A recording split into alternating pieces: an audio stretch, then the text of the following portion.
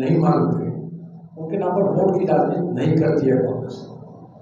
कांग्रेस शुद्ध रूप से इस बात को महसूस करती और मानती है कि भारतीय जनता पार्टी और उसके नेता, खासकर गृह मंत्री अमित शाह, इस पूरे मामले में राजनीतिक रोटी सेकना चाहते हैं। तो बिहार के लोगों को और मिथिलांचल के लोगों को इस बात का एहसास है कि जिन लोगों ने कभी सीता जी के जन्मस्थल को ही, उनके अस्तित्व को ही मानने से इनकार किया, वो आज बहुत धूमधाम से शिलान्यास करने आ रहे हैं, तो ये बनाएंगे वो बनाएंगे। यह भी मैं आपको बता रहा हूँ, जो मैं आपको बाद में व्हाट्सएप और मेल के द्वारा ही यहाँ से राष्ट्रीय जैसे को भेज देंगे। इसमें एक एक पॉइंट उद्धृत है, कब कब हमने बौद्ध सर्किट, रामायण सर्किट की स्थापना की थी, जिसमें उन धार्मिक स्थलों का उल्लेख किया था कि यहाँ पर इसका विकास होना चाहिए, जिसमें पुनौरा धाम भी है। आखिर एक समय आप उसमें इनकार करते हैं, और उसी हमारे सरकार के द्वारा, केंद्र सरकार द्वारा दिए गए विवरण का आधार पर आप विकसित करने आ रहे हैं। अच्छी बात है, बड़े पैमाने पर करिए, खूब धूमधाम से करिए, बड़ा मंदिर बनाइए।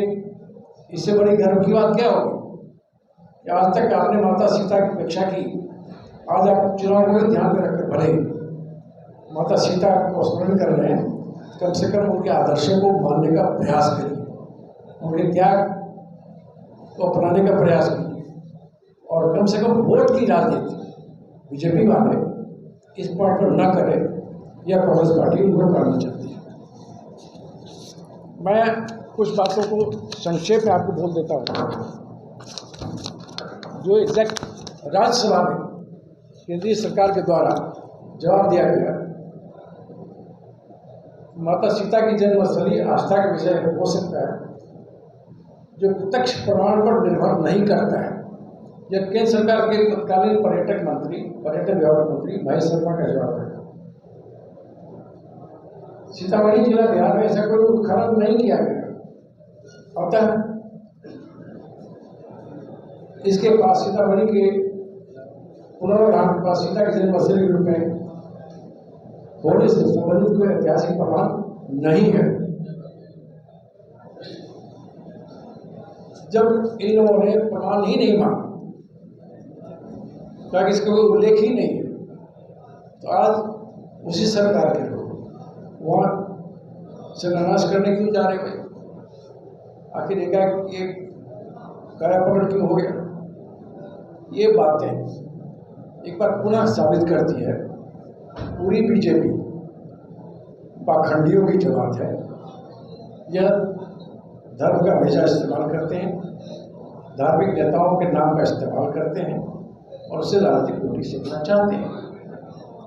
कांग्रेस पार्टी राज्य के लोगों से, आम जनता से, खासकर मिथिलांचल के लोगों से, सीतामढ़ी के लोगों से यह आग्रह करती है कि इन चीज़ों को समझें और बीजेपी के किसी भी ऐसे पाखंड के झांसा में आने से बचें।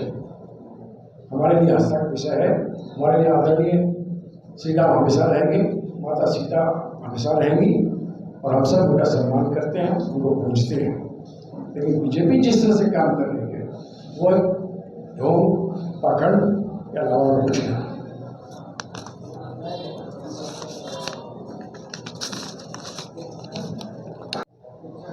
जय सीताराम।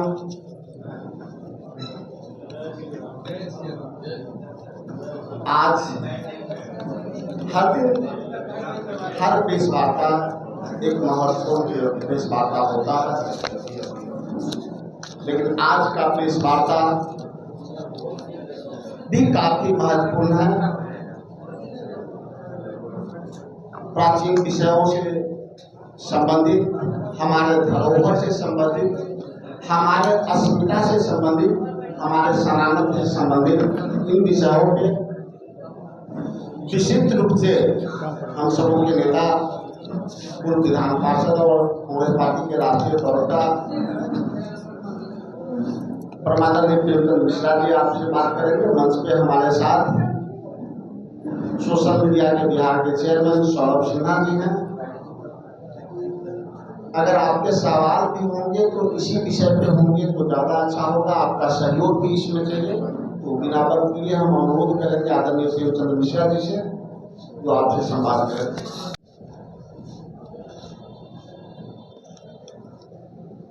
केंद्र की कांग्रेस सरकार ने जुलाई 2011 में राष्ट्रीय स्तर पर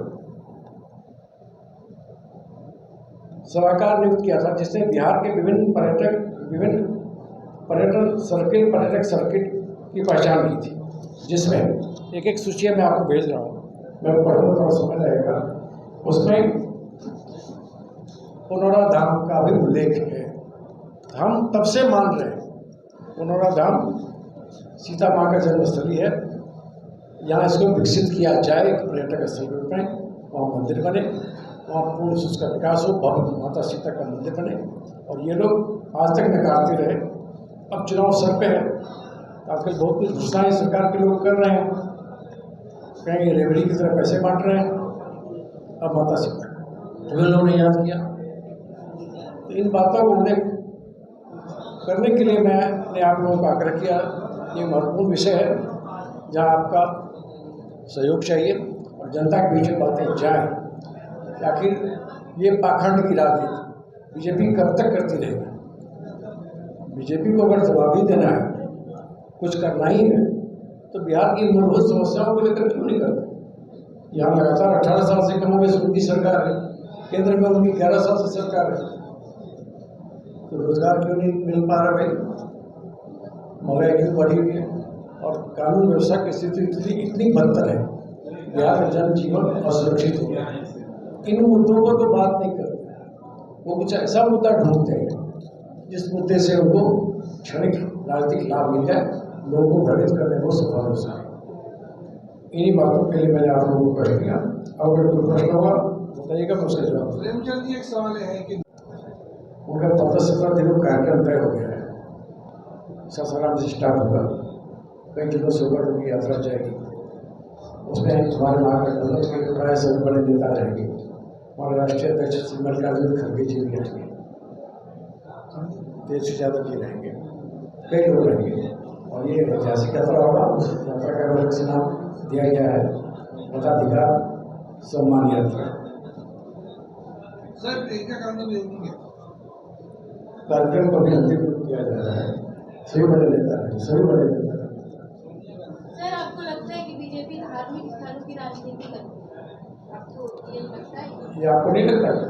तो अगर भविष्य में बिहार में कांग्रेस की सरकार बनती तो आपकी कोई ऐसी योजना है धार्मिक स्थल बनाने? देखिए, सभी धर्मों का सम्मान हम करते हैं, सभी भाषा का सम्मान करते हैं, सभी वर्गों का सम्मान करते हैं। उससे जुड़ी जल्दी से जुड़ी मुद्दा होगा, उसका हम हल करेंगे। लेकिन धर्म के नाम पर राजनीतिक रोटी सेकना, वोट मांगना, यह कांग्रेस के आदतों में शुमार नहीं है।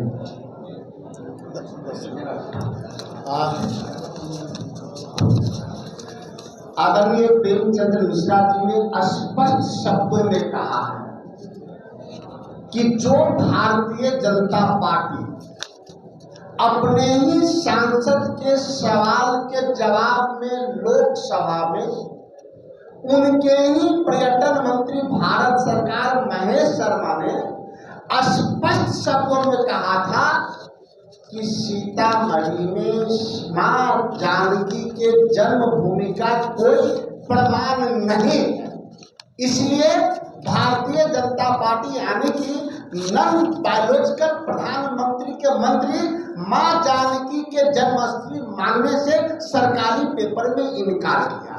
दूसरा, आदरणीय प्रेमचंद मिश्रा जी स्वयं मार्च 2022 में इस प्रश्न के साथ विधान परिषद में सवाल उठाया था। बिहार सरकार ने भी सेम जवाब दिया जो भारत सरकार के मंत्री महेश शर्मा दिए थे कि मां जानकी की, जो हमारी आराध्य है मां जानकी, उनका कोई जन्म का प्रमाण नहीं है। तब फिर अमित शाह जी और नीतीश कुमार जी किस मुंह से मां जानकी के मंदिर वहां होने का, जन्मस्थली वहां होने का प्रमाण देते हैं और उद्घाटन करते हैं। पहले अमित शाह इस बात के लिए, नॉन बायोलॉजिकल प्राइम मिनिस्टर इस बात के लिए माफी मांगे कि उनके मंत्री झूठ बोले थे। अगर सत्य बोले थे अब भी वक्त है अमित शाह वापस जाए। ये चाहे थे